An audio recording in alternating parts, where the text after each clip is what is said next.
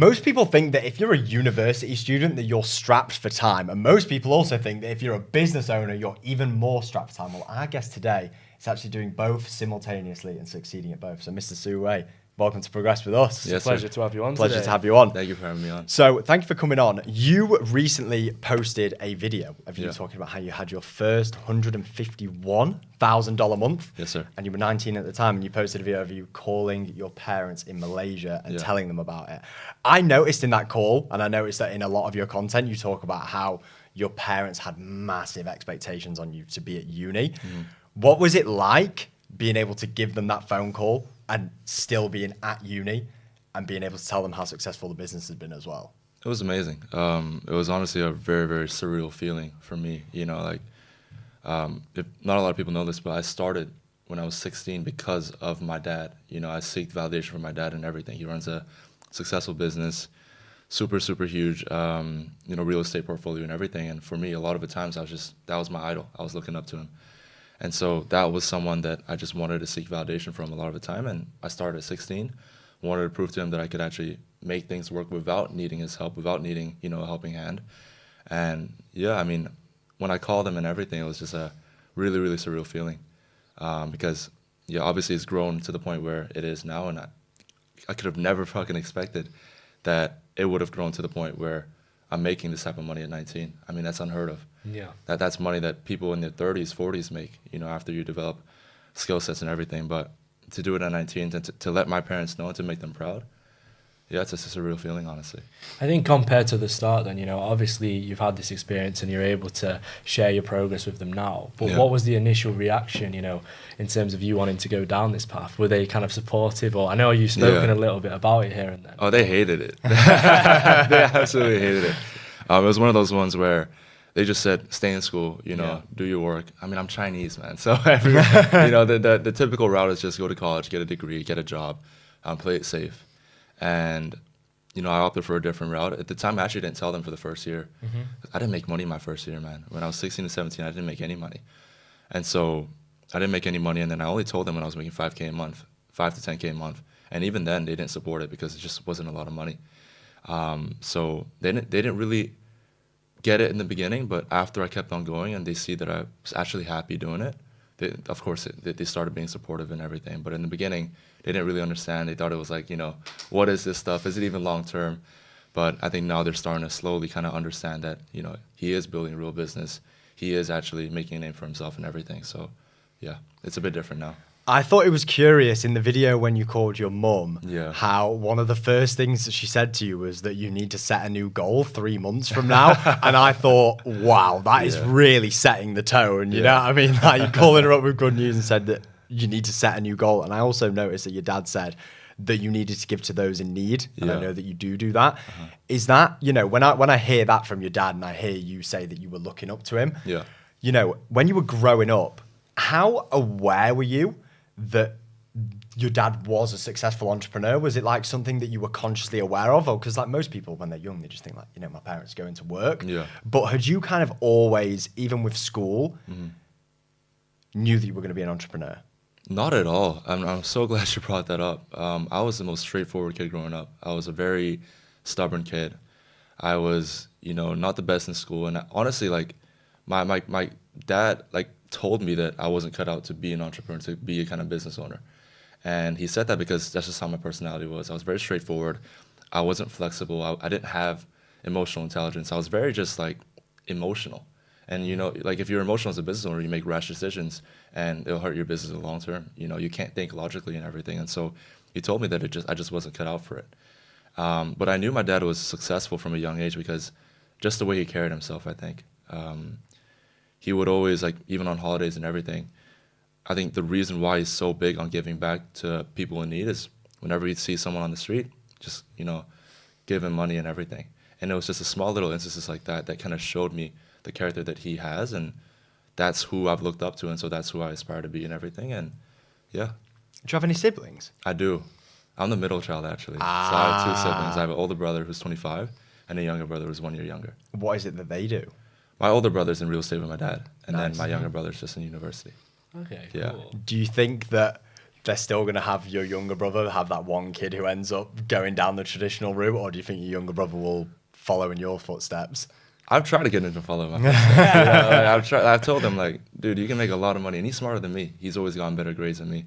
I'm always encouraging him to try different things out, but I feel like with especially siblings, you just kind of have to let them find their own thing. You don't want to force it. If they're ready for it, he'll reach out to me. But regardless of whether or not he does, decide to go the traditional route or go the online, he'll make it work. He's smarter, so. Yeah. I mean, obviously you become pretty successful at a young age. Yeah. Do you feel like along the way there's been any doubts, or have you just kind of went with that, undying self-belief that you're going to make it? Or how's the process been from, maybe starting out, having this idea of, okay, the pressure's on now, I really have to do this to prove to my parents. Yeah. And was there any doubts on the way, or how's that process really been? Yeah, first year, so many doubts. I mean, I made zero. Like the whole first year of just trying to make money online, I literally made zero. And I thought to myself, like, is it even worth it? Should I just, because my grades took a hit as well. And so my doubts seeped in like crazy. But the thing is, I love the process so much. And I say this all the time. The man that loves walking is always going to get to the destination faster than the man that loves the destination. And so I fell in love with the process from the beginning. And even if I wasn't making money, I felt that I was doing something. I felt like I was, achieving something, even though, like financially and, money-wise, I wasn't. And so the doubt was obviously huge in the second year when nothing came in. But as soon as that first sale hit, it was $50. Yeah. $50 on my first sale, and everything just changed. Like, all my limiting beliefs just went out the window like that. And because I loved the process, because I just didn't really care about the end result, I think I just really made it work. And it wasn't really like, oh, did I believe in myself? It was like, do I enjoy doing this? And of course I did. And so that's what made it work. Bro, I always love asking people what their in was. Like, I remember for me, it was Joe HS Tiki Toki. Yeah. So, do you know his fucking trading stuff? Yeah. I remember I was sat on my lunch break at this warehouse job that I was working.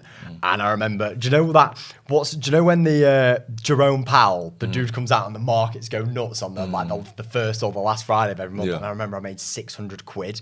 Trade like mad leverage. I had like 300 quid in the account and like one leverage. I remember I made 600 quid and I remember being like depositing it into my Halifax and being like, oh my God, it actually works. Like something works. And then from there, like I feel like for so many people, it's like trading, or maybe they signed one client, but as soon as you get that, as soon as you get that payment, for you, it was $50, right? But as soon as you get it, you're like, okay, here we go.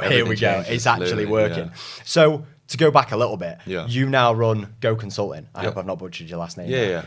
I know that you were doing a bit of done for you stuff, but talk a little bit about how you've transitioned from obviously IG theme pages, $50 first sale, to the done for you, to what you're doing now. Yeah.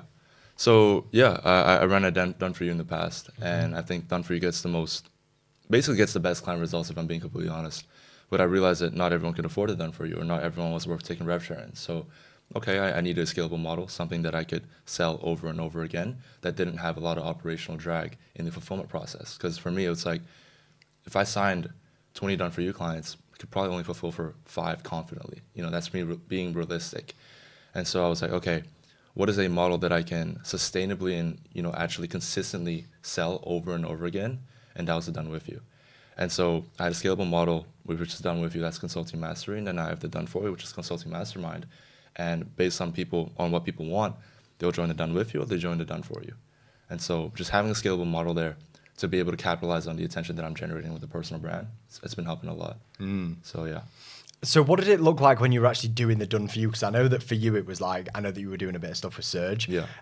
How much of it was like, do the done for you, package it up and then turn it into a scalable model? Or were you doing the done for you and then realized you needed a scalable model? Or it was always to make it a productized service? It was kind of both, to be fair. I mean, I started off in the growth ops scene. I did that for 2 to 3 months, and I realized, okay, the moment you take rev share on a client, that's when their expectation of what you do in their business skyrockets because you're eating into their margins. And so naturally, if you're giving someone 20% of your business, you're always going to think, okay, is it worth it? You're always going to ask that in your head, no matter how much value that person provides. And I understand that. And so the problem with done for you is that when you take a rev share, the expectation is just so much higher, and your a lot of variables come into play. You know, like, is the client posting the right amount of content? Is the client fulfilling on the actual product? Do your visions even align? And a lot of the times it's hard to actually get a business partner that aligns on all three things, right? And so I realized, okay, like, if I just charge an upfront fee and I actually systemize an SOP the done-for-you services that didn't require that much operational drag, I could actually sell it for 12, 18K. Just rip that and then see how it goes. And then the guys that are worth taking rev share in, I'll know because I filtered them out through the done with you in the first place. So now the done with you acts as like kind of like a testing field of, okay, is this business owner someone I actually want to partner up with? Because when you partner up with them, you guys are business partners, you know? And so I've been blessed enough to have an opportunity where I can pick and choose the clients I want to take rev share in. And currently we have 2. And I'm very, very picky with who I am because with who I choose because, you know, their expectations are going to be high. And so I understand that. And if I'm going into a partnership, I'm going to give it my all. What does your done for you look like? In terms of the deliverables? Yeah, in terms of the deliverables. We build out everything. So A to Z. Scaling business comes down to 3 things: content, sales, and marketing, right? Well, sales, marketing, fulfillment. These 3 things. And so basically we build out the fulfillment system so that you are scalable. And then we build out the marketing SOPs and the sales assets like the VSL. And then we actually place the sales reps, we place the appointment setters, closers, and everything. And so we handle the A to Z operations and everything. And we just charge you a one-time setup fee. You take it, run it, have high margins, and everyone's happy. Nice. Yeah. One thing I'm super curious about then is obviously, you know, you're at university at the same time. Yeah. And how would you say your kind of circles and your friends, and, you know, has there been a little bit of a disconnect in terms of, I'm sure a lot of people in the kind of university space are in a completely different position to you. Yeah. So how have you kind of found that, just working your way through, you know, over the past couple of years through university? Of course. It's completely different, you know, and I think I specifically chose London because I knew that, okay, I could be in university, but I could also meet guys like you know, people that are in the entrepreneurship space. And I have different circles in London. I probably have like 5 different friend groups that I kind of alternate between. And I just think that doing that allows me to kind of broaden my perspective and broaden my scope on what I want to do and, you know, who I like to really hang out with. And for the university guys, I love it with them. You know, I love it with them. But sometimes we just don't see things on the right path. You know, we don't have the same hobbies. We don't have the same goals. We don't have the same ambitions. But then I hang out with guys like you that do have the same ambitions, that do want to make a ton of money, that do want to help your families and everything. And so it's the perfect balance, you know, it's a perfect balance. And I think being in university is like, it's cool to kind of like not be so out of it, you know, but kind of have that balance where you do have regular people that are, you know, doing what regular 20-year-olds do. And then also the flip side of the coin is 20-year-olds that are making money and that are successful and everything. So it's good to have both. Do you see anyone in your university circle who you think, fuck, they would kill it if they were just in all like the a time? different All the vehicle? time. I've tried to put so many of my guys on. I try to put like 4 or 5 of my guys on, but at the same time, it's like you can only do so much. So I can give them all the resources, everything in the world, but it's up to them if they want to make it work. Are you staying in a uni dorm, Yeah, like super in a curious uni about this econ? as well. I used to in Right. my first year. Oh my goodness, I can send you guys some videos. It was terrible. I shared a flat with 3 guys. 3 of them were European, and I think it's just a different culture. Like in Asia, I'm just so clean. I'm like, as soon as I cook something, I'm cleaning it straight away. Yeah. We live together. I think our housemate's the worst for it. Yeah, there's like 2 of us who are Yeah. super tidy. I'd say Yeah. you're in the middle, and then we have a housemate, bro. His work trousers are everywhere, and it's just a faff. But yeah, go on. Sorry, you were living with them. Yeah, I was living them, and then it was an experience for sure. Like, kitchen was so fucking dirty, and I remember, to be fair, we were only paying $150 a week, so that's $600 a month. That's super Bro, cheap. that's insane in London. for a uni econ. But dude, I had like a cubicle. Like, it was I just went in, my bed is right there, desk is right there, nothing else, and then I had a kitchen I shared with 4 other guys. So I lived in a uni dorm, and then I moved out. Second year, I had to move out, and then I'm staying in my current flat, and then next year I'm staying at a high-rise in Canary. So it's gonna be fun. nice, man. It's Nice. like the slowly We've upgrading heard about everything. WeWork Canary Wharf, and Yeah, apparently yeah, I was yeah. just popping. What was that like? Like, I can imagine. Okay, so I can imagine you in a uni dorm. Yeah. I can imagine, you know, I'm not sure what they're like, whether they're going out or Yeah. whatever. And I can imagine you being in your room, monitor, Yeah. laptop, just working. Yeah. Did they ever like? obviously you don't have to dox them on the pod, but did they ever like question, or they were like, you know, why it was working or anything like that? Or were they kind of like relatively understanding of what you were doing? They'd always question it because, I mean, when I came to London, when I came to university, I was already doing 10K a month. And so they were like, is this guy scamming? Like, generally, anyone that doesn't understand the online space thinks that I'm doing something illegal because of how much money I'm making. And I understand it, you know, it's just not conventional to make this type of money at a young age. But the moment that they do try to understand it, they start to see it and they start to understand it and everything, which is cool. But in the beginning, usually people are just like, okay, I don't even know what he does, but he makes money, you know, good for him. Yeah. So that's just how it is. Would you say that there has been anybody then? I know obviously you spoke about you've tried to put a few of your boys on, tried to get them into the space, whatnot. Has there been anyone that's actually followed through with it and, you know, kind of made something in that sense? There has. I brought in one of my best friends, actually, his name is Matthew. I put him on 5 months ago, and I told, like, he wanted to get in the online space, and he was like, okay, where should I start? I told him sales. You can't go wrong with sales, you know? Yeah. And so I told him, get an appointment setting. I'll place you with one of my clients. And he did. And it was so spontaneous. We went to Dubai. We were planning a trip to Dubai end of February. He got in early February, and I was like, it was a client mastermind, actually. I was just going out with my clients and everything. I was like, dude, super random. You want to go? And at first he was hesitant and everything, but he said, fuck it, let's go. And he met the guys, and I think him meeting guys that are doing 50, 60K a month, him meeting all those guys that are doing extremely well, opened up his eyes to make him realize that, hey, like, this is actually real, you know? This is not some bullshit that you see online. Like, this is actually real. Everyone in Dubai was just crushing it. One of my clients actually bought a Rolex. He bought a Yachtmaster and everything. So it was cool. And so him seeing that, he was like, yo, that's actually crazy. And so, yeah, now he's doing pretty well. I think he's going to hit his 10K month this month. So nice. He's only 6 months in. Yeah, what a beast. So he's killing it. So on that topic, right, because I always think about this. So people see the online space and they immediately default for one reason or another to either think that it's unattainable because it doesn't relate to them, or it's a scam, right? You said that everyone thought it was a scam. But you are very transparent, and you seem to have very clear kind of ethics in the business. Like when I watch your sales calls, when I hear the things that you say in your content, when you break down how much profit you're actually taking home. Was that something that you had always planned on doing, like always being transparent? Or was it something that you kind of learned along the way? Like when I was scaling up, I hated the fact that people just only showed numbers, because I knew there was something behind it. Like, there's no way that this guy, this 18, 17-year-old kid is doing 200K a month. Like, how? I've always wondered, like, how much of that was actually profit? What is going on the back end? You know, is he actually fulfilling for his clients and everything? And realistically speaking, a lot of the numbers that are set in the info game are just not accurate. You know, someone can say they do 200K rev, but they keep like 40% margins, and that's like, what, 80K? It's not as impressive. And I think the way that I want to build my brand is just to show you the reality. You know, it's not all sunshine and rainbows.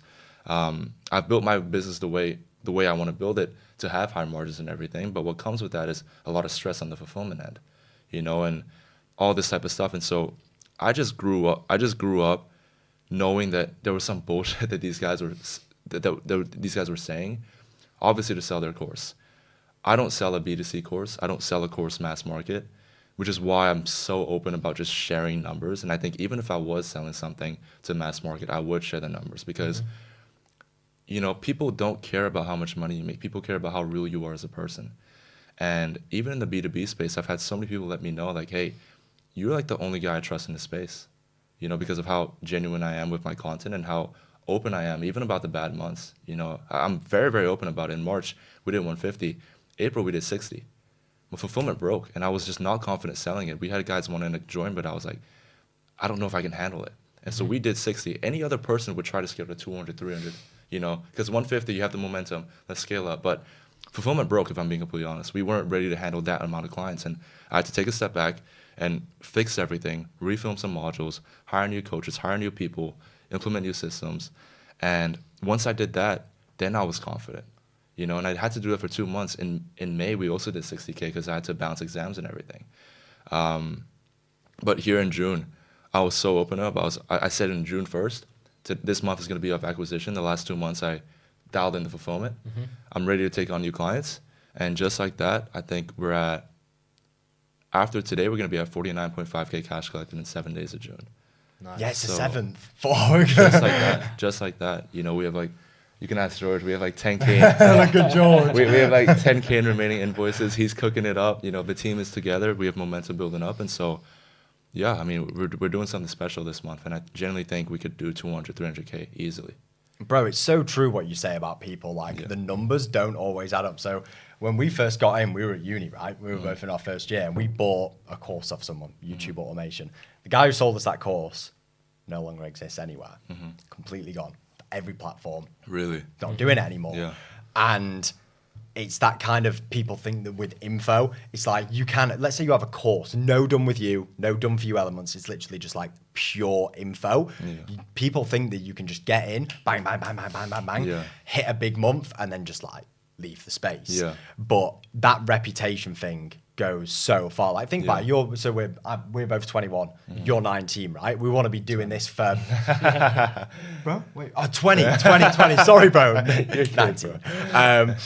But we want to be doing this until we're like, you know, you look at people like Tony Robbins. Tony Robbins is like 65. Yeah. You know what I mean? But he has been doing it since he was 20, posting content, doing seminars, and he has kept that goodwill and that transparency throughout all that time. And I think like when people just go for that quick cash grab now, at the age that we're at now, it's just a bad move. Yeah. It's just a really bad move. Yeah.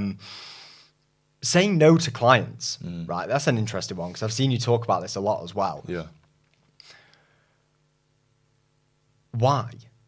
I guess on a level of like, when someone comes to you and you think you can't help them, what is it about their situation? Is it a mindset thing on their behalf? Is it that they need to do something first in order to be ready to work with you? Yeah. I'm very, very picky with who I work with because I know that the initial 0 to 3K is the hardest part. You know, in scaling clients, your first client's going to be the hardest part. And I think the main thing is just mental beliefs and everything, and limiting beliefs, honestly, for that first 3K a month. But once you get a 3K a month, you know that people want your service. Like you have a proven offer, your limiting beliefs are out the window, and you can actually scale. You just probably don't know how to. And so that's who I want to work with. I don't want to dial in your mindset and then scale up. No. Take my free content. I have a 7-hour course for free. I post so much free value and free stuff that you can just take, implement that stuff, get rid of your limiting beliefs, come to me ready, and as soon as you work with me, I want you to listen to everything I say. I'm going to scale you to 50 to 100K a month. That's how I look at it. And so a lot of the times it's like, people ask me like, okay, why don't you take beginners? I think my free content helps beginners, and that's how I want to position my personal brand. You look at the biggest brands like Hormozy, right? The reason why Hormozy has the most respect in the space, in our, like, he's technically an info if you think about it. You know, like on the surface level, he is an info. He sells workshops and everything, and so that's a different form of service. Hormozy is the most respected guy in the space, but he does not have a bad reputation. Everybody talks highly of him because what he does is he sells implementation, and he gives all the information away for free. Every single strategy and every single piece of information and every single thing that he's done to scale businesses in the past is out on his YouTube. He gives all the information for free. Now, if you want help implementing, that's when you pay him for the consultation, for the personalization and everything. That's when you pay his team. And that's how I want to build my brand.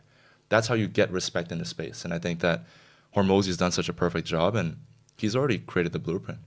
You know, don't sell to the beginners and everything. I mean, get them the result first, and so when they do buy from you, they're piffing. Like they're gonna piff. And so when I sign clients, if you're unsure, I tell my closer all the time, don't close that. You know, like send him the free course, send him some free resources and everything. He'll come back in 3 months because if anything, the prospect will actually gain more respect for us because we don't take his money on the spot. And so when the client is ready and he watches our content, he knows that we're really good at what we do. He joins and he has no doubts, he's not skeptical, and he just implements everything, and those are the best clients to work with. So what we've done is we've just pinpointed, okay, what are the common traits that every single one of our best clients has, right? They all have full conviction in my offer. They listen to everything I say, they've consumed a ton of content. Why don't I get every single prospect that works with me to have these 3 traits? And that's how I look at it. And so instead of selling to beginners, let me solve your first initial problems. Let me help you make money first, so you know that I'm good at what I do. And then if you want to scale to 50 to 100K a month, that's when you come to me. Would you say that, you know, this whole, you know, I want to be super authentic and true to yourself, which is amazing. Do you think that puts a little bit more pressure on you now in terms of creating new content, or how does that look? I know obviously you spoke about you guys recently changed over the content strat. The format looks super nice, by the way, bro. I like appreciate it. But how does that kind of work for you? You know, consistently coming up with content that is truly authentic and still being able to provide value to, say, you know, beginners and people who are potentially coming into the space. What does that look like for you, and how are you able to do so? So like we found the format that works best for us is just documentation, vlogs, you know, because people don't want to see the end result. They want to see what leads to the end result. You know, like everybody can say they made 50, 100, 150, 200K a month. Like that's not impressive, you know, but if you actually show the process of you getting there, that's what gets people to resonate with you and you as a person. If you show the highs and then you also show the lows and the bad months when shit is just not going well, like we did in April and May, then guess what? When you are doing well, like we are in June, people are going to root for you. And so I see it all the time. My competitors and the people in our space, I'm sure you know, nobody talks about the bad months. Nobody talks about the bad months when shit isn't going well. And this business, like bad months are bound to happen. You know, fulfillment is bound to break. Sales may not be going well. You know, maybe clients are not getting results. And if you're not showing that, then you're just selling a dream. You know, and I think that the cool thing is about my content is that when my clients join, they don't have an expectation to scale in 30, 60 days. They know it's a long run because I show in my content that, hey, this is not fucking easy. I've been doing this for like 2-3 years now, since I was 16, you know, and I've been running my business for basically a year, you know, 11 months basically. And so if you're expecting to get the same result as me, just be willing to go through what I did as well, you know. I think growing a business, you know, in your home country as well is one thing. But one thing I'm curious is, how has kind of building a business away from home actually been for your own personal growth, and how's that kind of affected you as well? You know, because it's, I guess to a degree, quite an entirely new place, you know, new people and such. Has that been kind of a positive impact for you, or how's that been for you? It's been huge. It's been huge. It's like living in London, honestly. I generally think this was like the best decision of my life. I was actually debating between Manchester and London. Wow, okay, cool. University of Manchester was my first choice. They accepted me and everything. And then Bayes Business School was my second choice. But I got accepted to both. But I was like, okay, Manchester is great. It's a big city, but London is just, it's London. You know Bro, what I mean? you made the right decision. Manchester's great, but we were like, yeah, this place is insane. Yeah, like, London's popping. Everyone's here. You know, there's always an event. There's people coming down here. People want to visit and stuff. And so I've met so many cool guys in London and everything. And literally, I came to London, I think within the first 2 months, I tripled the business. Tripled the business within the first 2 months. And I think because I was exposed to people doing so much better than me and people doing bigger numbers, I was like, okay, that's actually possible. In Malaysia, I went from 16, like I was basically building my business from 16 to 17 and 18 years old, just by myself. I didn't meet anyone in person. Everyone I knew that was making money online was actually like online, all across Europe, all across America. I was the only guy in Southeast Asia that was actually making money that I knew of, you know? And I felt lonely. I felt so lonely. And coming to London, just having that network of group of people that were actually also making money, that was huge. And so I realized, like, your network is literally everything. You know, if you know guys that are bigger than you and everything, it just pushes you to strive more because we're all competitive at the end of the day. You know. Where were you actually living in Malaysia? I was living in a small island called Penang. Right. Yeah. So it wasn't even the capital city. Yeah. It was like I wouldn't say it's like a full-on like island.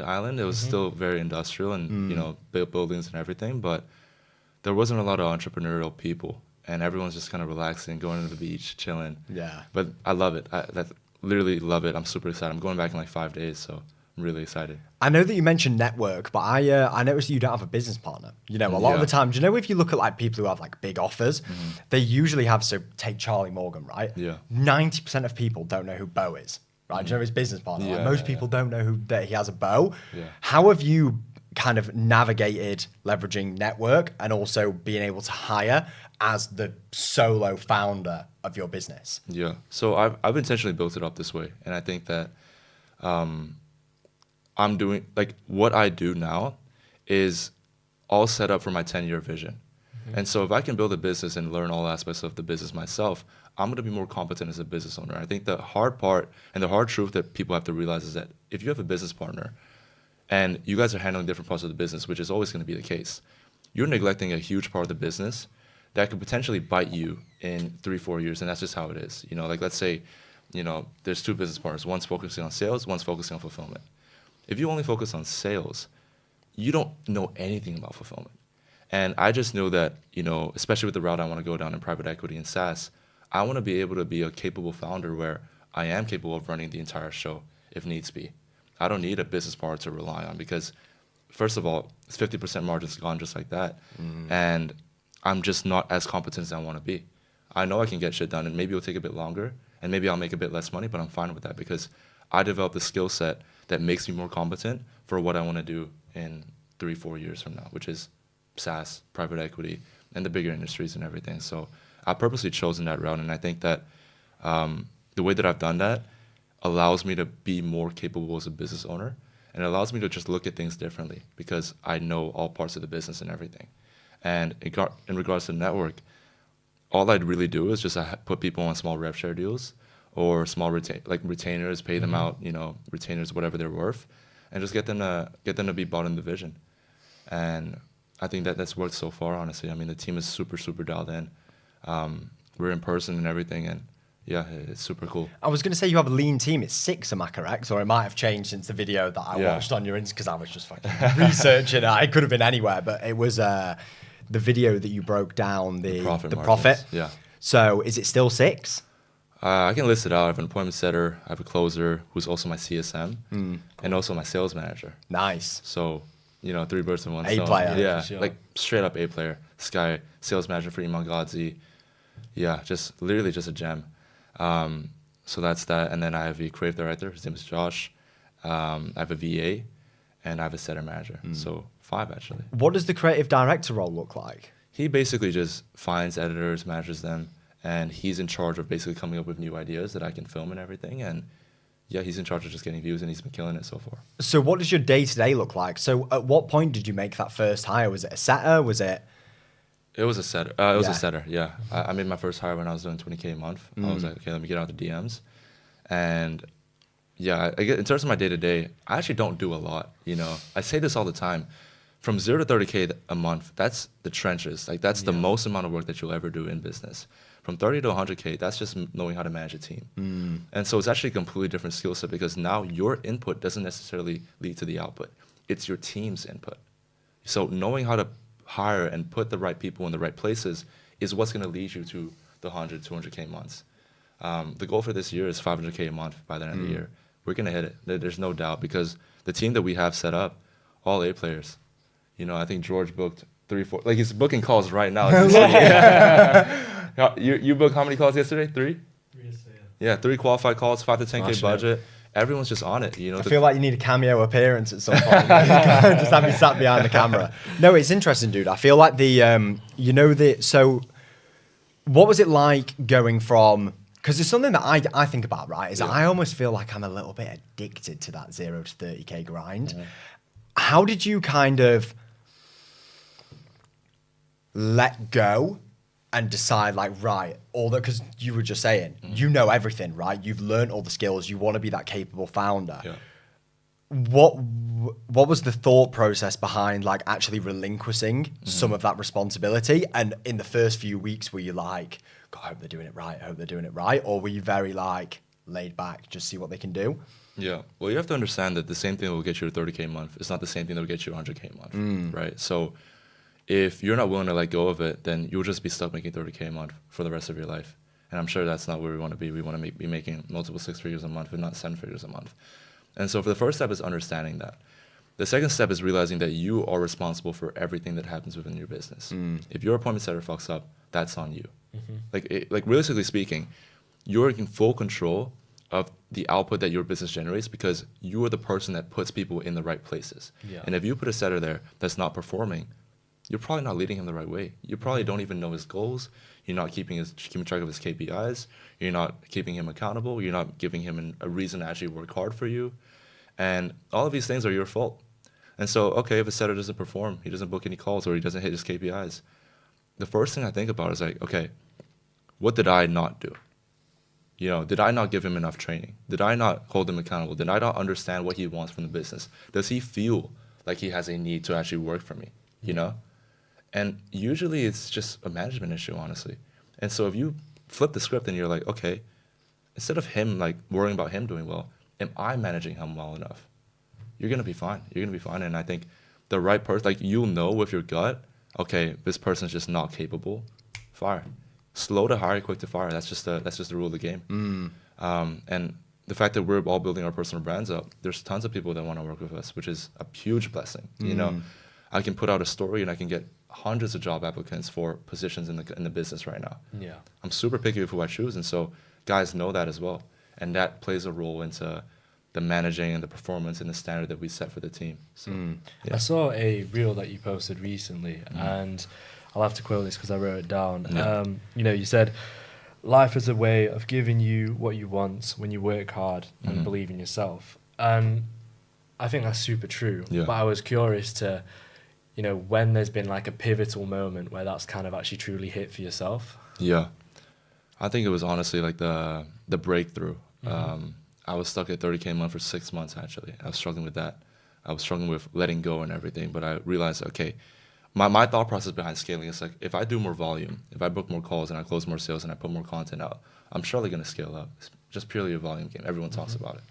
But I realized that I was just so stuck in the day-to-day that I just needed to get out. And so back to the quote that you were saying, it's just about, you know, working hard and everything. Working hard on the right inputs is what leads to the right results. I was working hard on the wrong inputs. And so the moment I realized, okay, instead of just doing all this myself, let me just hire out. Sure, my margins will be a bit less, but I'm going to make more in the long run. And so hiring out, working harder on actually learning the skill of management and putting people in the right places is what led to that. And so we went from being stuck at 30K for 6 months to scaling to 150K in 2 months. So right after that, we went from 30 to 70, and then 70 to 150. Just and I like guess that. kind of what was it that initiated, you know, that ignited the switch for you to be like, okay, wow, this is what I need to do in terms of those, or was it a gradual thing throughout that 6 month period? Well, I realized 6 months of me just doing the same work and over again led to me the same revenue. It's a problem with what I'm doing, you know, like what am I doing wrong as a business owner, and how do I change that? And so a huge thing that has helped me throughout the entire process, meditation. Just being hyper self-aware and hyper self-critical. Being aware of what you do on a day-to-day basis and being able to pull yourself out of your own head to realize, okay, am I working on the right operations? Am I working on the right inputs? Is so important as a founder, because you're your most important employee. If you're working on the wrong things, then you're just not making the right money, you know? So, yeah. I want to look into kind of what makes you happy to a degree. Oh. Little smile. We'll start off kind of happiness now compared to at the beginning, because you know, you spoke a lot about actually kind of falling in love with the journey rather than just looking at the end result, which a lot of people obviously do. I guess kind of talk me through that. Firstly, maybe where you are now in terms of how you're feeling personally. You know, you've hit a lot of these cool goals. I know you're still looking to scale further and further, like we've just spoken about. But how would you say your kind of happiness inside is now compared to when you started, when you first had this kind of fire to be like, okay, this is what I want to do. I'm actually going to do this. You've had a little bit of a taste for it. And, you know, you put your foot in the gas. But what's the kind of difference there in terms of what you were thinking and how you're feeling? My happiness back then came from sales. Straight up, you know, big numbers. I wanted 10K, 20K, 30K a month. I thought 100K a month would make me happy. 100K a month did make me happy, if I'm being honest. But I think the thing that makes me happier is being able to choose what I do with the money. And I talk about that a lot. I'm not a super lavish guy. I don't really wear designer. This is probably the most expensive thing I have. But apart from this, everything else is cheap. Like this is. Do you ever get wary wearing that in London? Yeah, I do actually. I was gonna say. Yeah, if I go to Chinatown, I have to put the sleeve down and everything. So I have to be careful.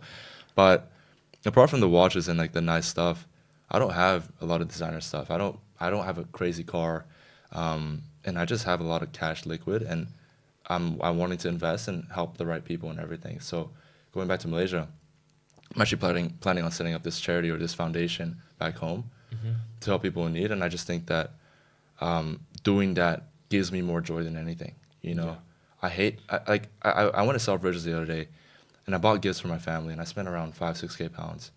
Spending that 5-6K pounds made me feel so good about myself, and it was better than any other sale that I ever could have got. You know, the 15K sales, the 20K sales, the big months, that's all cool. But when you get a gift and you can give back to your loved ones and get their genuine reaction and everything, it's priceless. I got my dad a Rimowa luggage. I got my brother an iPhone 16 Pro, and like the reactions like was just ridiculous. My dad was actually, it was so funny. I'm not sure if I should mention this, but fuck it.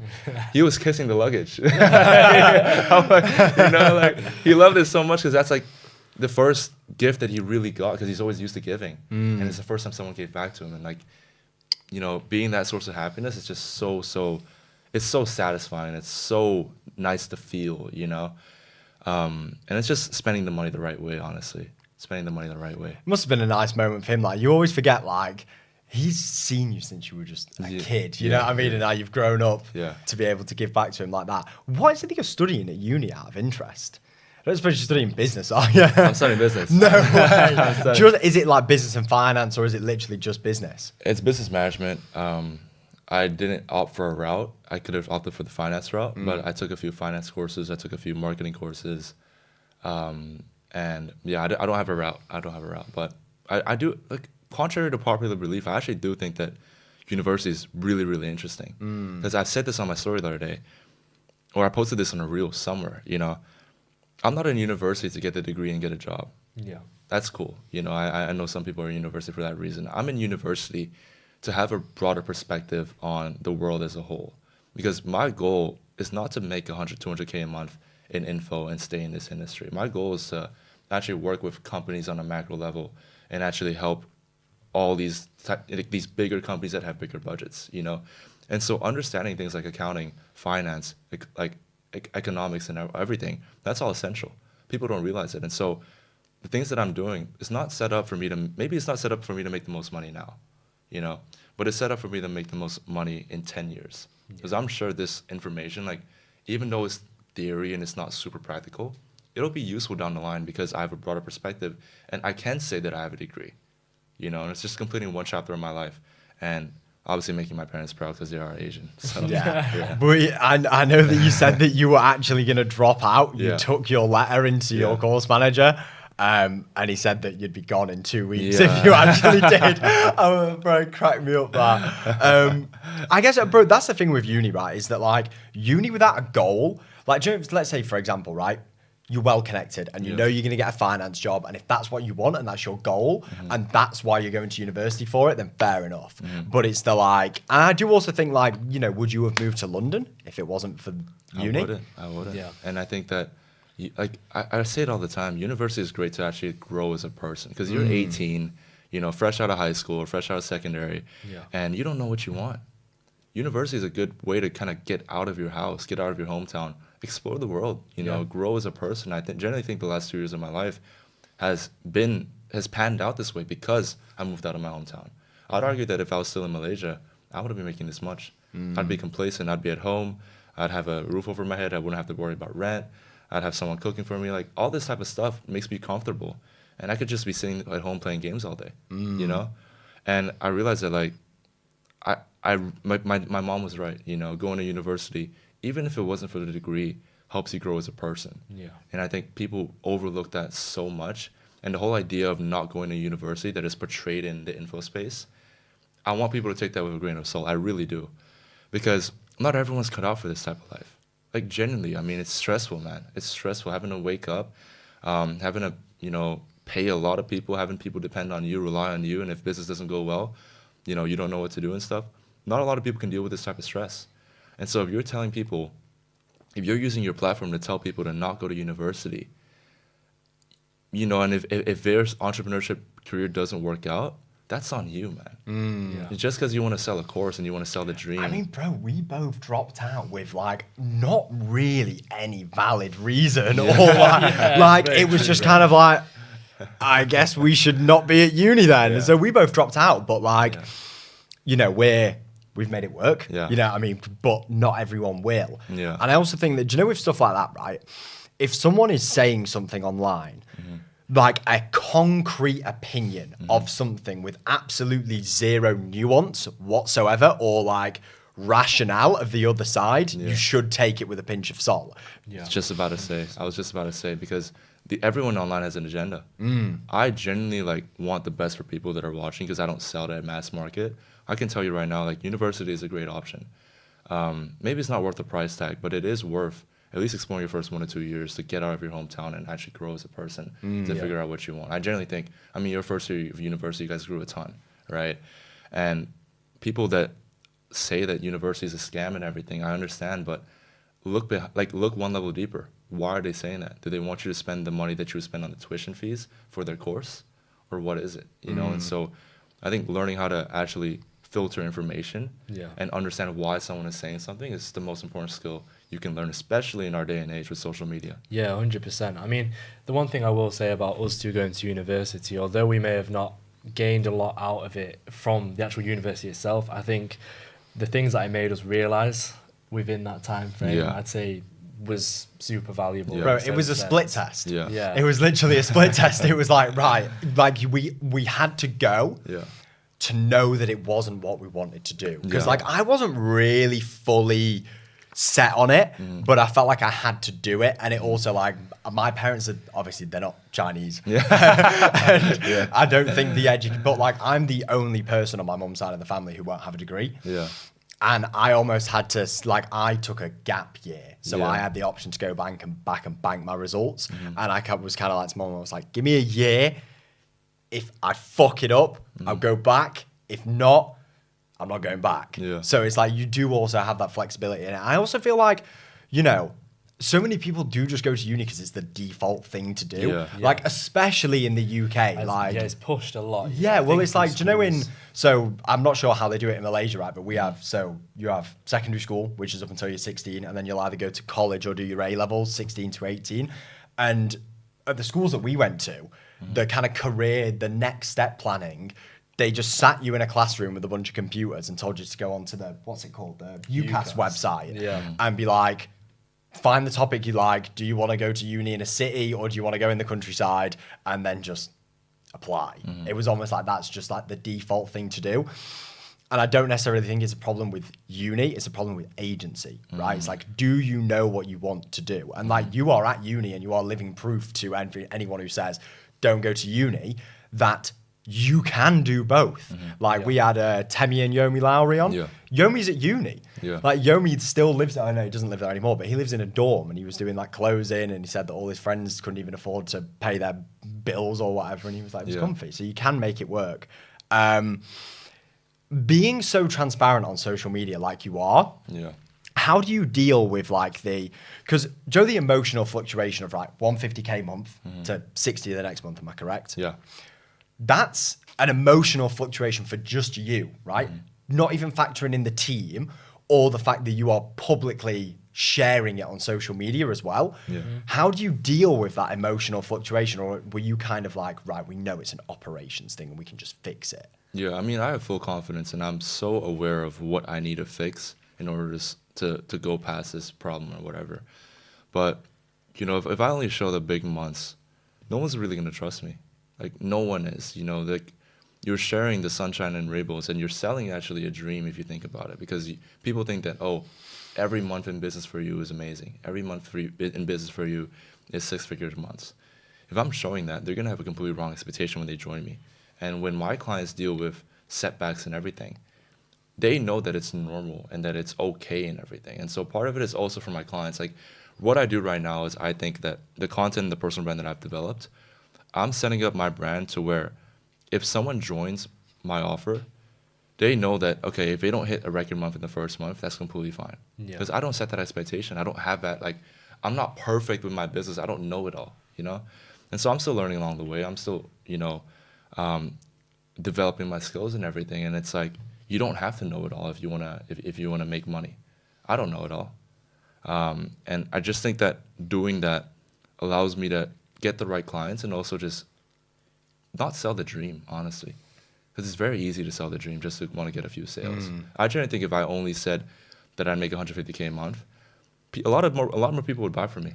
But I don't want you to buy from me with that expectation in mind, because you're going to be like, it's just scammy, you know? Yeah. It's like, I want to sell with who I am, authenticity, and just being genuine. And if you like it, then cool. If you don't, then you can go find someone else that only shares you know, big numbers and everything. I mean, you seem like you've got a pretty good kind of moral compass about you in Yeah. terms of working things this way. How important do you find then trust between you and your audience? Like, what does that kind of mean to you? It's huge. I think for a long time, I only posted the wins. The moment I stopped doing that and I showed the losses and everything and the bad months and everything, you know, people like thanked me for it. You know, they were like, thank you for sharing this side, because I don't know any other person that does share this side. And I think it's not even for the sales, you know, like I'm doing it because I don't want to sell you that I have everything figured out. Because if you think that, then your expectation of yourself is going to be like, oh, I need to have everything figured out like SooWei. But that's just not the case. Yeah. You know, it's just not the case. And it's just developed a huge amount of trust. I mean, every time I post a CTA, we get a ridiculous amount of people coming in. I posted a CTA the other day. We got 500 inbounds. Bro, didn't you put a really weird word for it? Yeah. What was it like? Was it Lady Gaga? Yeah, it was like- yeah, bro, I knew it was something really weird. There was like my clients were making, because on Discord there's this feature where you can see what music people are listening to. Right. I was at the gym listening to Lady Gaga and they called me out for it. I was like, what the fuck? But I was like, you know, if you want to close more deals and everything, you have to listen to this shit. I was just joking bro, around. Katy Perry. We always put on a bit of Frank Sinatra, that old stuff. Talk product to me, right? Yeah. Because do you know the sales call that you posted Yeah. in the amusement park and someone called you out for it? The props that he did give you in the video was he was like, at least he's got conviction in what he's selling. Yeah. What was the process like of building the actual product? Because I've heard people say that I've built like modules for people's coaching programs and stuff, just like as help. And bro, I fucking hated it. So talk like, what was the process of like, because not only are you building a product, right? Not only are you sharing your knowledge, but you need to make it actionable and digestible if someone is kind of like not as aware as you. So what was the process of building the product like? So I sold 5 early bird spots for 7.5K. So that was 2K cheaper. And I told them, I set this record straight. I was like, hey, you're buying an unfinished product, but what you will get is weekly one-on-one calls with me. And I asked them everything they needed help with. And I built the program based on their feedback. And so a lot of people say you build the product first and then you sell. I think it's flipped. I think you sell first and then you build the product, because you don't know what someone actually wants until you ask them and until you work with them. Yeah. You think you know what they want, but you're at a different level because you've already achieved this outcome. You know, maybe you think it's a content problem, but people only struggle with sales. Then you built all these content modules that are useless. They're just fluff. And that's how bad programs are made. And so I sold my first 5 guys on a 7.5K flat fee. And I was like, okay, you're going to get $2,000 off. You're going to get weekly one-on-one calls with me up until launch. And you're going to be able to dictate how I built this program. Boom. And so no-brainer offer. Everyone that I offered this product to said yes, because they were previous clients as well. We built it out according to what they wanted. And I made sure that I knew exactly what they wanted. They didn't want to watch videos. So I made it extremely short and actionable. They didn't want to do a shit ton of work. So I SOP'd out a lot of stuff, and we built a lot of done-for-you systems for them. They didn't want to have to write out a whole VSL. And so we created a cloud bot and we fed it the best performing VSLs and everything for our clients. All these little things, they add up, and now our clients just love it. And so in a year's time, like generally we're going to dominate the space, not because of the sales and the marketing, but because of the product itself. We're going to have so much conviction, and we're going to have so much feedback on what we can improve, that in a year's time, because we care so much about the offer, we're just going to blow everyone out the water. A lot of people don't realize this. We get 25% of our acquisition through strictly referrals. Wow, okay. And the referrals is what allows us to focus more on the product, because we're not so focused on getting more people in, spending more on ads, hiring out different sales teams and all that. Like, we don't give a shit about that.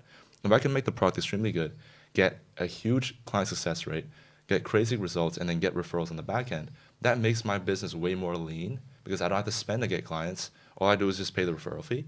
And it's just actually just fulfilling, because your clients actually get the result that they want, I imagine that referrals probably better people to work with as well, 'cause- like compared to cold traffic. Course, you know what I course. mean? And it's like, it's so much easier, and it's like, that's how you build a business the right way, especially with how important your reputation is in the info space, like you said, The guarantee as well.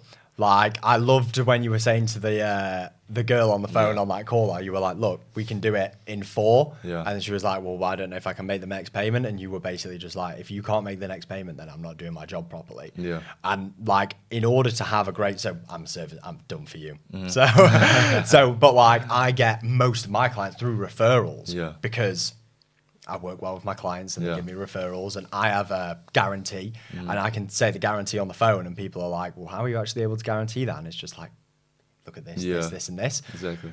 How much like leverage do you have in having a good product, even from a guarantee standpoint and a trust standpoint? It's just conviction, you know, like it's just conviction and being able to sell on the call. I mean, the way that I present myself in the content, I'm so confident in what I do and people can see it because I generally have a good offer. When I'm talking to my guys and we're actually pitching these guys on calls and everything, my closer knows that we have an amazing offer because he's also the CSM. And so the reason why I actually got a closer CSM at the same position is because he won't close someone that he know he can't help. Yeah. You know, if it's just a closer, he's going to be incentivized to close the sale because he doesn't give a shit about whether or not the client gets the result. But if he's a closer and the CSM, suddenly he's like, okay, can I actually help this guy? And no matter how good your morals are, it's very hard to say no to money. I think we can all agree to that. When someone has 10K, they're willing to pay you. It's very hard to say no to it, even though you think you can help them or you don't know if you can help them. But if a CSM role is tied to the closing role, you're kind of forced to make the right decision and do what's best for the business.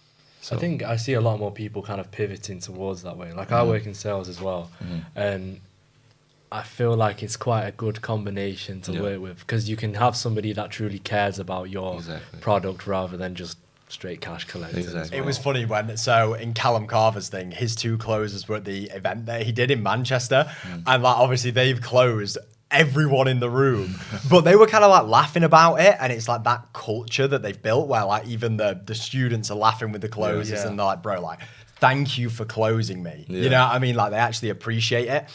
I do think that closer CSM or like closer at least in the community helping people, like his closer will help people with like sales and stuff because they know that like they weren't closed to take money, they were closed because that was actually what they needed. Exactly. I think, you know, one kind of example is actually the guy I spoke to last night. So I jumped on a call last night, closed this guy, and it was something that I spoke to maybe like a month back, whatever, further nurture, came over the line super quickly, but it wasn't kind of like a pressurized call. It was somebody that we saw the potential in.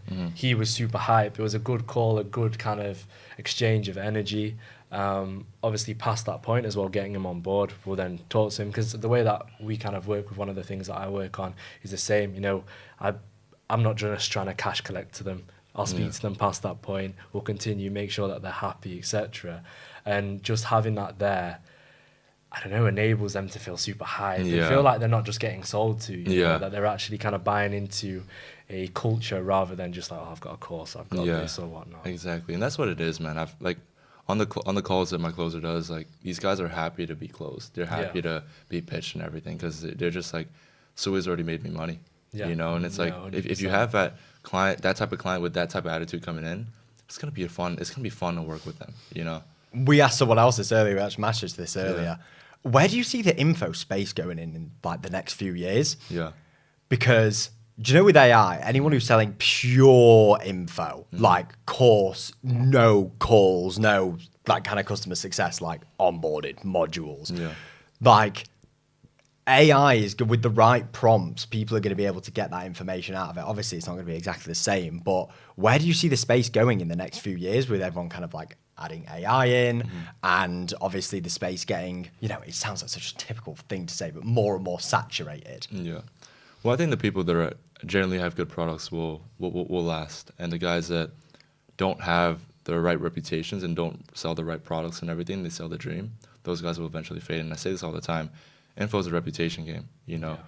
Like if I hopped on a call and I was planning to buy someone's product and I just heard one thing bad about them, even though I watched hours of their content, I wouldn't buy. Straight away, like you'd be just turned off straight 100%. Away, right? That's how important word of mouth is. And so eventually if you burn enough people are just gonna ban against you, man. Like people are gonna have an agenda against you. And I think that, you know, that's just the biggest thing ever, the reputation in the space. And that's why I'm so careful of who I pick and choose and who I work with.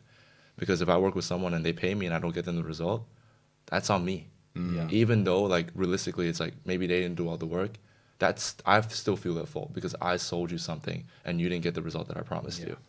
And so I think that the people that do care about their reputation will shine, and do care about the fulfillment and the product will end up being the long-lasting businesses, and the guys that don't, they'll have to pivot into a different model. Talk to me a little bit more about the PE and SaaS stuff, because you mentioned it earlier. Yeah, I think honestly, like info is a great industry to start out in, I think, but I think it's one of those things where it's like a stepping stone for me. For me, I want to make a lot more money. I want to help a lot more lives, and I don't want to deal with individuals. I want to deal with companies on a macro level. So for me to get that type of impact, I just want to work with bigger companies that have bigger budgets, and everything. And so, I think private equity and everything, it's a very transferable skill set, actually. Like what we learn in info, all the copy, the marketing, the sales, everything is transferable to a industry like private equity or even like SaaS. If you think about it, the acquisition for SaaS is very, very similar to info. Bro, so obviously I'm doing the webinar stuff, right?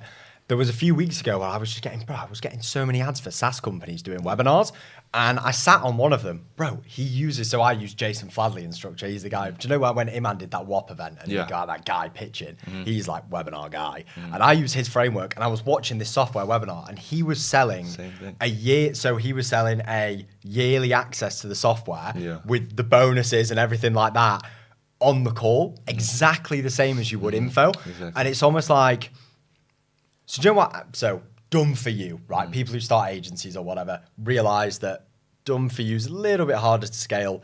Go into the info stuff because info is more scalable, right? SaaS is obviously even more scalable than info because it's just like product. And I kind of have a little bit of a hypothesis that with AI, so many more kind of info guys are going to have info and SaaS, because SaaS companies will become so much easier if you have a demand for the product to build with AI, with the code and stuff. And it's interesting. There's a guy on Twitter as well. He's called Alex something.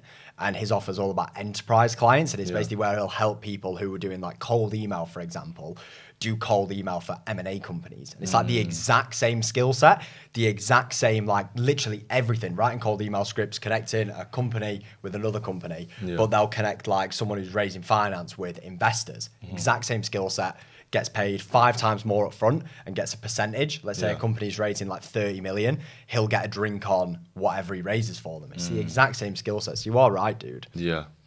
Like the skill set that we learn in info, like, it's just transferable to everything, man. And so that's why it's like we're in the right space, we're in the right vehicle, honestly.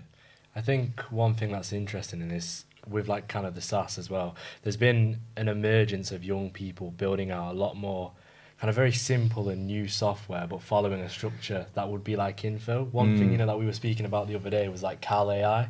Yeah, have you seen it? You take the photo, bro, it's fucking bullshit. It's the biggest scam ever. Like we were fucking about of it just trying to do it. But the guy's doing, I don't doubt he's probably doing it. You got to respect it, man. You got to respect it. And he's just reaching out to, every single fitness influencer possible has essentially been reached out to him. But it's interesting, again, because I feel like there's an emergence of a lot more kind of similar apps in that kind of scene of things. I want to talk about the people who actually come on and work with you, right?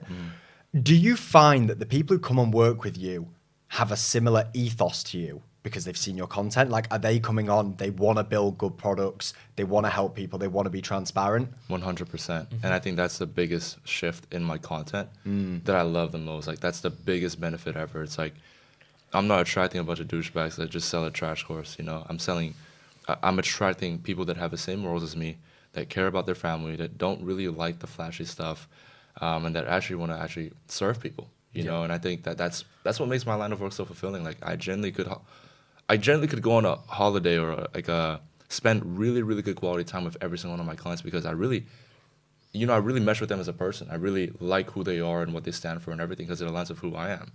And I think personal brand, if you haven't realized it already, you can choose who you want to work with just by what you post. If you're posting all the, cars and the lifestyle, you're just gonna attract people that want that. They're seeking validation from the wrong things. But if you talk about having a good offer, taking care of your family, giving to the poor and all that stuff, you attract people that just want to do that as well. And so your personal brand just dictates who you attract. And I think people need to be more aware of that, you know. Go I on. mean, I'm kind of curious in terms of what your inbound then potentially looks like, because obviously, you know, what you spoke about before is you're quite particular with who you actually bring on yourself. Yeah. So I'd love to show you, bro. yeah, Go ahead. yeah, Yeah, go bro, ahead, run it. bro. I mean, what I was gonna say is like, Uh-huh. obviously the kind of the specific niche that you're targeting to a degree Yeah. might be people at some point who are a little bit just before their position. Yeah. So what does that kind of look like in terms of your inbound and such? And yeah, bro, you feel free Yeah. to whip it up. I have this app which makes me wait for it. Just give me a sec. But Do you also find as well that, like, obviously because you get, it's primarily coaches, Yeah. isn't it? Do you find that they have, and you don't have to dox anyone, but do you find that they have bought other things? of course, No. I'm usually the third, fourth, fifth person they buy. Yeah, it is interesting that, because like, Joe, bro, everyone's targeting agency owners, Yeah. coaches, consultants, and like people like, bro, I've bought multiple things. Like, I'm Yeah. not sure about you, but I'm sure you've bought things in the past Yeah, of yeah, different yeah. people. And like, it's not really until like the third or fourth one where That it it really ever- clicks for yeah. you. And do you think that's like a product thing, or do you think it's more of a mindset shift thing from the person? It's like, right, this time Yeah. I'm actually gonna fucking dial this in. I think it's a mix of both. I think, again, if you're a beginner, your chances of succeeding is just way lower because you're dealing with not just the product issue, but your limiting beliefs. You know, like that's the biggest thing I think holds people back. And then past that, once you're kind of like, you know, spending a few $1,000s and everything, then that's when you want to like actually make it work. So I think it's a mix of both. Yeah. Honestly, and they'll learn from the past mistakes that they made as well. But I want to show you my inbounds. It's honestly ridiculous. We get messages every single day, but we just don't sell to everybody. Yeah. Like we just don't sell to everyone. Bro, I'm I mean, surprised I got through trying to get you to come on. like all of this stuff is just from today, and we can show the camera in a bit. But like, people How are many just people did you get reaching out to you, pitching you? pitching me? Oh, a lot. Yeah. But Not surprised. Have you ever hired someone from Yeah. like a really good pitch no, to work with you, or has it No. always been like applications? it's always been applications. Yeah. I'm fortunate enough to have like a personal brand where if I put out a link, people just click on it and they apply, and word of mouth goes around and everything. So it's always just been through applications and everything. And it's like, in my eyes, if someone's pitching something, they just don't have enough clients or they're not good enough at what they do. So I Yeah. don't even bother looking at it, no matter how Really? good your pitch is. Yeah. In my opinion, it's like, I mean, realistically, the best service providers, they struggle with a fulfillment issue. They don't struggle with a lead flow issue. They Yeah. don't struggle with a sales issue. I mean, think about it, you know? Yeah. It's If like you, Zag. Bro, it's fucking, yeah, he's like Zach, our housemate. Like, he has a reselling offer. yeah. And bro, like, the guy's a marketing whiz. Like, he got mentored by ex, like, head of ads at Facebook in Yeah. Manchester. And, like, he can just turn on the tap, Yeah. get leads, but he is, like, so insanely conscious of the back end. Like, he actually reminds me of you quite a bit. Yeah. Where, like, every day he's coming home after a 12-hour day and he's just like, yeah, just had to get this supplier, had to hire this person for the Yeah. customer success and everything. And yeah, you are right. Fulfillment is the bottleneck. Yeah. So that's just how I look at it, you know? Like if you're really good at what you do, you'd never struggle with client acquisition. And I think I say that a lot on my content. So if you have a client acquisition problem, look at your fulfillment. Is it good enough? Do you get Yeah. enough referrals and everything? It's probably a fulfillment issue, you know? So yeah. At the kind of root of it all, then I'm curious, what is your main driver? You know, obviously we spoke about kind of your family, and Yeah. you've touched up on a lot of different things. But if you could kind of pinpoint it to, I don't know, maybe a paragraph. You know, what is your actual driver for all Yeah. of this? You know, what is it that makes you want to keep going? That makes you want to down the line, you know, move into maybe the SaaS space and Yeah. and continue growing and scaling. I think the biggest thing is just fulfilling my potential. Doing what I'm capable of doing and everything, and understanding that my parents sacrificed so much to put me in this position, and I'm going to take full advantage of it, you know? Like, they've blessed me with the position that I'm in. I've been dealt like really good deck of cards to, like, in life and everything. You know, I grew up in a really good family, went to private school, got great education, and I just want to kind of give back to them by achieving the most amount of success that I can ever achieve. And I think another driving factor that I don't really talk about is like my future kids. I want my future kids to look back at the videos that I'm posting now and be like, okay, this is what my dad was doing at 20. And I think that's fucking badass. They'll watch you know? this. Like maybe they'll watch this podcast or whatever. you But know? we had Lion Glass, Yeah. sales guy, and we were meant to do a podcast with him on Friday the 13th of December. And he had a new baby born on that day, due date. So we did it the following Thursday, and he actually brought the baby on the podcast, like holding her by the microphone. It was so cool to just think she will watch that. Yeah. She will watch that. And I think that's something that all of us like almost take for granted a little bit. Like all the vlogs that you do, all the YouTube videos that you have, like they're timeless. They're going to be there forever. Literally. And your grandkids, your nieces, your nephews, your kids, everyone will be able to watch that back and see the journey. It's not just like potential clients right now, you know what I mean? Yeah. And that's the cool thing. Like people look at content as this vehicle to generate sales. I'm looking at content as like, dude, it's documenting your life. Yeah. It's documenting like what you're being able to achieve and everything. And it's like, yeah, sales are cool, but what's cooler is if you're 40 and you look back, or let's say you're 70, you look back at what you did when you're 20 and you watch a vlog of you scaling up your business with your boys. That's fucking sick. You know what I mean? I wanna end it on this one, right? Yeah.